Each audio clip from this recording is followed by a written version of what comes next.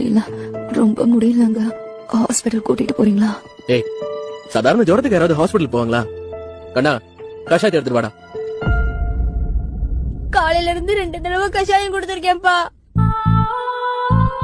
அவங்க பொழைக்கணும்னா நாளைக்கே சர்ஜரி பண்ணி போன் மேல ரீப்ளேஸ் பண்ணணும். சர்ஜரி பண்றதுக்கு 5 லட்சம் ரூபாய் செலவாகும். பொழைக்கணும்னா ஆபரேஷன் பண்ணணுமாமா. டாக்டர் அப்பாக்கு 5 லட்சம் ஆகும்னு சொன்னாரு. 5 லட்சமா? அதுக்கு உங்க அப்பா என்ன சொன்னாரு? அதுக்கு அப்பா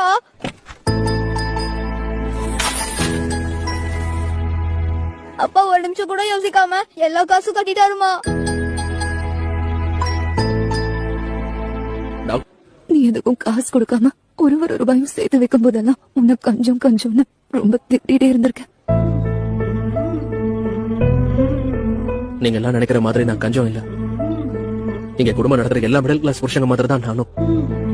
எனக்கு இந்த ஷோரூம்ல கிடைக்கிற பிராண்டட் ட்ரெஸ் எல்லாம் விட பிளாட்ஃபார்ம்ல வாங்குற இந்த 100 ரூபாய் சட்டையில தான் சந்தோஷம். ஏசி காத்துல பஞ்சு மெத்தையில தூங்குற தூக்கம் எப்படி இருக்குன்னு எனக்கு தெரியாது.